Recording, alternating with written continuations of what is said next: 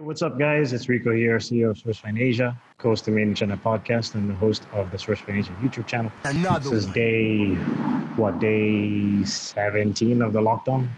Maybe day 18 of lockdown.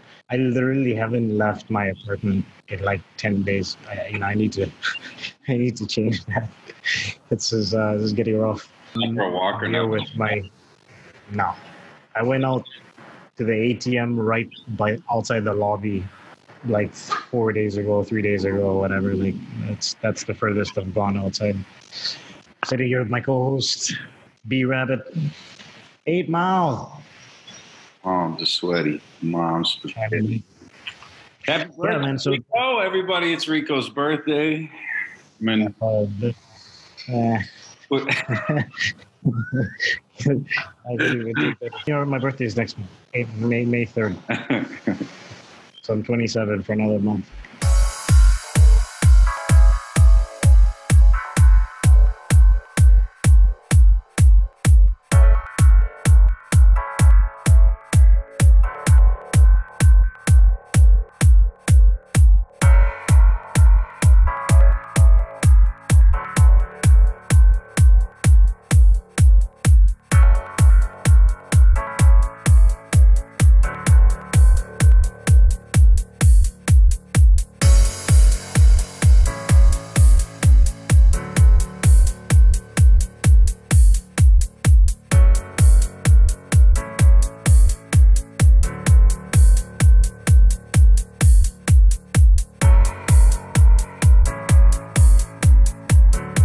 Yeah, man. So last podcast we did was on Monday, which is already out. I think that one was like us just sort of venting about this whole process with COVID-19 products and the climate. I think we learned a lot about not just the products themselves, but also what's going on from a business standpoint behind the scenes. The conclusion that we both came to is that essentially some of these people or powers that be, some people are probably more successful than most of us, are probably trying to control the supply so they can charge a higher price for the goods that are coming into the States. Right? Yeah. Some of the media that's coming out too seems very well timed and well placed. And conflicting. And conflicting. And there's a lot of disinformation. I think that's definitely not an accident. And one thing I was telling you today, Rico, is that the people who we talk to that have as good or maybe even better a handle on the situation as we do, they're the same as us, just completely frustrated. It's just impossible at this point to believe some of the things that we're seeing are negligence and not strategic way to whatever you want to call it, cannibal capitalism. I don't know. They're just viciously trying to manipulate the market and control the supply and demand of these products right now at the expense of people's health. We're definitely trying to reply to our customers' inquiries, and this is a good potential for us to make money as well. Also, like Rico said, we aren't literally leaving the house. So to be really busy and to have a constant engaging work that's coming at you from all angles, I don't know if it's healthy, but it's better. It beats, sitting around and not having work to do. I certainly wasn't being healthy last week. Like not sleeping and stuff. That's not healthy. Not eating, like all that. I'm just saying versus the alternative of, we always find something to do, but being really busy versus not being busy at all, I think that's a good thing. But anyway, my point was a strong part of our motivation is trying to help people too. We have friends in different places that are letting us know the situation. I have personal friends of mine who are working in hospitals and medical care facilities, and we're on the phone talking to these people day in and day out, and they're telling us what's going on and how much they need this stuff. So to see people trying to control that to the degree in which they are and putting people's health and ultimately their lives at risk is just really discouraging. But it's been cool to see how, at least in our network, how we've all kind of banded together, people that I was having a conversation with a shipping agent out of LA who's trying to move ventilators into the States. And he's like, this has been crazy because people that I considered my competitors for years are now my partners, because hit a certain deal or you don't get some certification or find a certain factory, you might miss out on a potential deal. It might fall apart. You might not have a way to do it. So we're referencing everyone we know at all times in our network. And it's pretty cool to see what we can accomplish if everybody's on the same page. And the last thing I'll say on that point too is because of that, our stance with pretty much everyone we're dealing with is 100% transparency, because there's really no other way around it. If you're trying to keep certain things. And when you say everyone we're dealing with, you're talking specifically about the brokers and all that stuff. They know, factory direct pricing and all that stuff.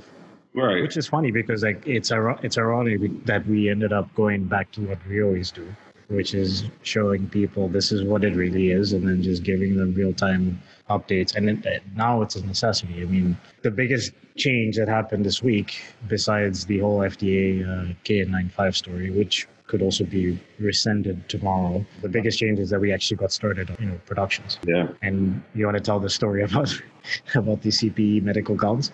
Yes. Well, you want to know what's crazy, man? That was this morning for me. Oh, that was fuck that. That was this morning. That seems like a lifetime ago. That seems something that happened to me a month past, and it wasn't even 24 hours ago because I woke up to it. So we got our first order. It was split amongst the 3-ply across the face masks, medical gowns, the face shields that come down, the clear face shields, and medical gloves. And right as we put it in the order, as we've been saying on the podcast, is the prices are constantly going up. Every day we get new quotes. Every day we get new pricing quotes. Every time we get new lead times, completely new stock situation. If a factory had, and this is what happened with the gloves, is when we first got the payment in, we just wanted to scan all the factories, see where we're at to make the best decision on how to move forward. One of the glove factories had 2 million units in stock. I told our employee, I said, let's try to set up QC tomorrow to go check them out. We'll take everything that we can at that time, and we might have more tomorrow as well, which we did. We got added to our glove order today. But I was under the impression that we'd be able to go the day after we spoke to them to pick everything up. By the time I woke up, we had to change factories because that factory had sold out of all of their stock, and now it was 30 days production time. So that was one aspect. Yeah. Well, before you jump into the other part, and the vetting process that we're putting some of these suppliers through, it's usually it would take, again, a week, 2 weeks. We would go to the factory, we would establish that kind of relationship, get contracts, extensive contracts in place, back and forth about QC. But here it's all right, we don't have a glove factory. And then Imogen sends that they do some research. I see an invoice and I'm like, if we don't move on this factory today, is there a chance that tomorrow the prices are going to go up? Because the prices did go up already. It wasn't that much. It was a couple of cents, but we didn't have a crazy margin on gloves anyways. So then I'm like, I can't wait for Mike to wake up. It was deposit sent. It's it is what it is. I got to say, man, if somebody else is trying to do what we're doing while overseas and doesn't have our network and all the people that we can reference on the spot, how do you get this done? Yeah. Because what we had to do in terms of that vetting process was make sure that they had all the right certifications. That's step one. And then we scanned, because we had, for gloves, I think we had about 10 factories. We looked at the other factories and looked at the certifications they had, pricing, lead times. This factory had all the certifications at the shortest lead time. It was actually more expensive than a lot of the other ones, but I was like, all right, no, it's fine, because at the end of the day, we're they have the certifications, the lead time is better, and they seem to be a little bit more responsive. So you kind of have to make that move. But that's, again, we're making decisions that it could seem rash, but it's also based off of our experience and our team's experience. Because then I'm referencing our project manager and I'm talking to Imogen, I'm saying, how do you feel about these 10 factories? How's their communication? Do you think which one is the best? And then we're having those discussions, but that's her having worked for us for 4 years. That's me having done this for 5 years. That's the knowledge that you've also imparted for the 10 years. Yeah, and we're contacting so many factories that you start to learn what's most important to obtain from each factory, so you can cut down the vetting process when you're continually looking for the same product. The big thing that happened was we made a large order of medical gowns. And they're the cheapest splash gowns on the market. It's just like a thin film. I can't say the name. Polyethylene. Polyethylene. I always butcher that. So we had placed an order. We had a number of factories that were priced anywhere between 30 cents to 70 cents per unit. And when we started to contact some of the factories, a couple of them started mentioning in a news brief. It was a few days prior, actually, because we were still looking for more factories. And a few days prior, we kept hearing the factories being like, oh, we're booked up. We're like, okay, but we still had, quite a few factories that were available that had the certifications. And then, then when we started talking to the factories that day after the order was placed, every factory down our list is we're booked.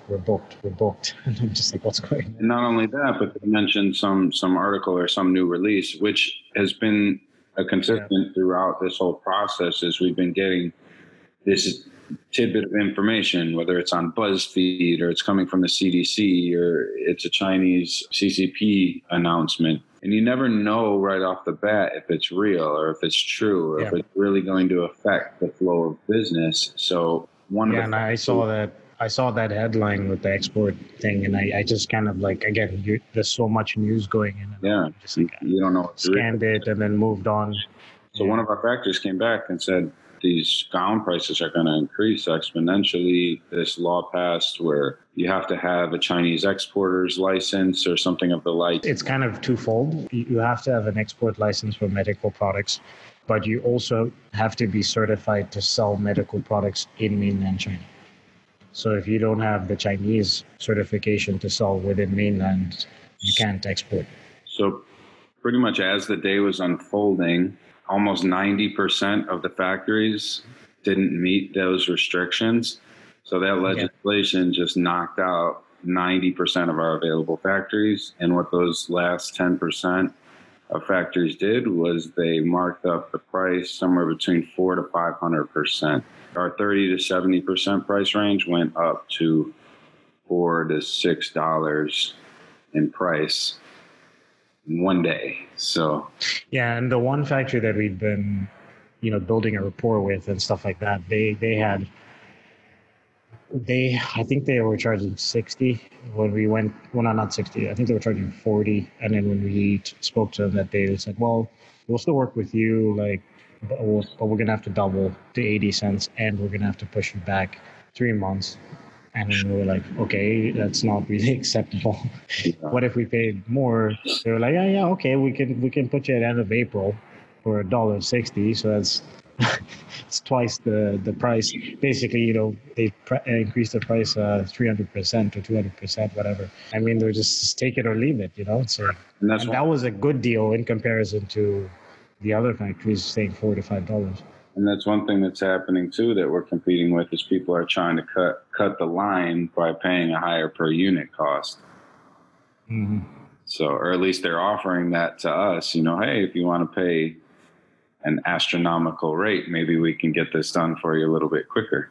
And this is insane. It's nothing like we've ever touched. So needless to say, our first order right off the bat had a lot of issues, but, luckily we had been in our brokers and clients and everybody's ear about what was happening, that we have to be prepared for anything. Prices are changing day to day. We've just been mimicking what the factories told us, but so they accepted it, and, we immediately transitioned and moved on. We kind of all had a powwow about how to address our end customers, how we need to be talking to people. We need to take on a little bit more of this language that the factory is taking on versus, also not giving an all-in price where it's shipping and all that, because that was, let's take sorry to cut you off, take for example the 3-ply shipment.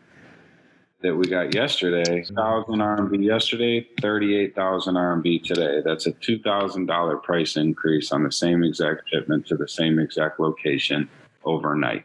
That's what we're dealing with.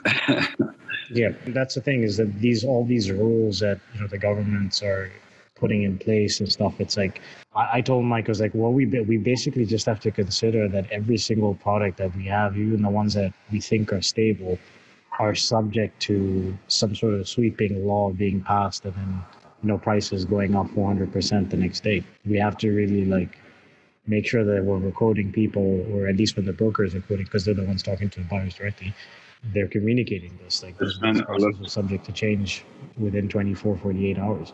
I spent a little bit of time in Alibaba today, and that where I didn't notice it a few days back, that's plastered on every single page. Big red. Prices are subject to change every 24 hours. Yeah, just caution, contact the factories directly, because all these prices and lead times that you're seeing, can change at any given time. I've never seen anything like that front and center on every Alibaba listing I saw. Yeah, no, this is a unique time. I guess the good thing is that we are now in process. I think the other thing that I learned in this week is we just have to make sure that we educate everybody that's involved, because we basically are the ones that are getting the information as direct as possible from the factories. Whereas the buyers and the brokers are hearing about things through the news. We basically have to make sure that they're aware of updates constantly throughout the day, and we're sharing information, so everybody's sharing the same spreadsheets, and they know that the factory prices are going up, and keeping them updated throughout the day, not just waiting until the end of the day. Them referencing us before they ask people to transfer money, trying to keep updated with the factories as much as possible. The good thing is, again, now that we are in process, we do have factories that we're now communicating with on a daily basis that are processing orders, and we can ask them questions. We can ask them for price updates. We can ask them to reference certain information about the export process. Next week is going to be interesting when it comes to that, going through the entire export process to the States. That's kind of for the masks. That's been looming the entire time across this whole ordeal. It's been looming in the back of my mind, is just how this works and what they're letting in, because I can't tell you how many people I've talked to and how I've referenced. I even got onto some consulting expert sites and paid a consultant fee just to talk to someone and just grill them on all these questions. Not to say they weren't good at their job, but we're so involved with this. I think I had more information than they did.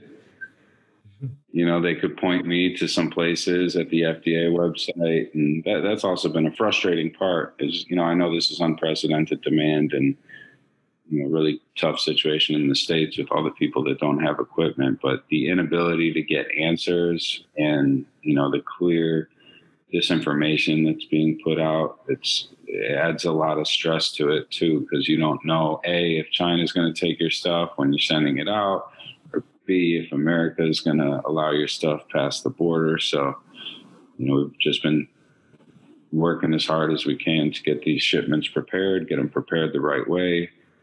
Have a few people that are privy to the system, check them, and then, ultimately hope for the best, right? For sure. Yeah. I mean, the irony is, as you mentioned, birthday, but you can't even think about that. And then there's the Qingming festival this weekend. So the 4 days, it's a public holiday for 3 days. Yeah. Saturday, Sunday, Monday. I guess technically it starts today, but they're starting Saturday, Sunday, Monday. I don't even know how that's going to work. I'm assuming the factories will still be open, but the salespeople might not be as responsive. Yeah. But the interesting thing will be to see what the prices and production lead times are when things resume on Monday or Tuesday. I'm telling everybody. Yeah, with that article about the KN95s being approved again. 2 days ago they were removed and now they're approved again. I mean, we need to see if that was legit, but BuzzFeed surprisingly has been one of the most reliable sources. I'm telling to know things that everybody else doesn't know. And it's the same author for all these articles. I'm telling you, somebody's paying this dude. What's his name? I'm going to check it. Whatever your name is from BuzzFeed, coming after you tomorrow, man. I'm trying to get a hold of you and see who your source is for all this, buddy. I'm serious. You're going to get interviewed for a BuzzFeed article? Because there's been like 3 or 4 posts he's made that have like significantly swayed the thinking of all the people that we're working with. And all of them are not very well sourced articles either. It's not like he's providing a ton of context. He's just kind of writing about the situation. So yeah, and then what happens is like 6 hours later, the other publications are confirming what he said in more detail. So it's like, that's true. That's the part I'm curious about. Is like I think he was early in announcing that the KN95s will be removed from the CDC, talking about shipments being seized at the border. Yeah. You know? I'm trying to find this article. I want to find the dude's name while we're on the call. I think it's on WhatsApp. If you go to WhatsApp, you should be able to pull up the article real quick. What else you got, man? You got any more updates for us? I mean, we could do a deep dive into everything, but like, no, I think, you know, we're starting off with some masks and various other items. And I think probably by next week, Tuesday, will be a very interesting climate when we start going through the export process to the States. That's going to be interesting as well. Yeah, next week, how that works. Next week we have more orders coming in. We have whatever Tuesday holds because of this 4-day kind of dead time, or at least reduced capacity time. And then all of our stuff is going to start hitting America, and we're going to... Yeah, I mean, like the 3-ply masks and potentially the KN95s could ship out this weekend. Yeah, absolutely. Like the 3-ply production is done on Sunday. So, and the shields too, no? Yeah, shields as well, but then we added more, so I don't know if we're going to wait until everything is completed. Yeah. True. Yeah. So, yeah. Well, happy birthday, my friend. It'll be a whole new world. Yeah, happy birthday to you, and look forward to checking in on the next chapter to see what is going to happen. Aged in the last week of age. Can we do the next one in my morning and your two in the morning? Yeah, I mean, the only issue is like, I think you have better lightings. Oh, we have like these ceiling lightings, and it's just going to look weird, man. I just told Rico, I just told you I was going to go to sleep, and you're like, let's do the podcast. I'm like, all right, let's do it. The sourcing Indiana Jones. That's what Vincent called me. But I called myself that in an interview that I did 2 days ago. I was like, the sourcing Indiana Jones. All right, man. Get some sleep. I'll talk to you in approximately 6 to 7 hours. Bye. Bye.